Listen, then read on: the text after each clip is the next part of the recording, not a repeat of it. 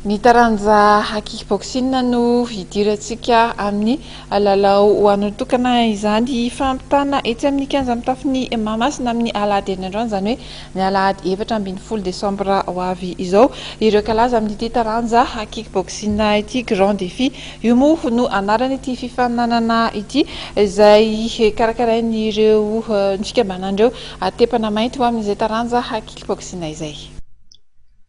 Taranja isan'ny tena tafiditra amin'ny fitiavan'ny tanora malagasy ny kickboxing, tsy mitsahatra ny mikarakara faninana araka izany ireo mpitantana ao anatin'ity tontolo ity. Taorian'ny fiadiana ny tompon-takany Madagasikara farany teo dia hihetsika indray ry zareo fikambanana ny tepana mainty na ny collège de ceinture noire izany amin'ity taranja ity hikarakara ny grand défi. Hotanterahana amin'ny 4 Desambra ho avy izao ity ady fiantsihana ity etsy amin'ny kianja amin'ny tafon'ny Mahamasina, hifampitana amin'ny fotoana io avokoa araka izany ireo kalaza rehetra maneran'ny faritra eto Madagasikara. Araka ny maha-ady fiantsihana azy dia efa fantatra dieny mialoha ny ifandona, araka izany dia tsy misy ny fanitranana fa avy hatrany dia famaranana mivantana. Eo ambany fehin'ny metra kely sy ny filohan'ny federasiona Brian Ndrinirina no anatanterahana ity faninanana ity.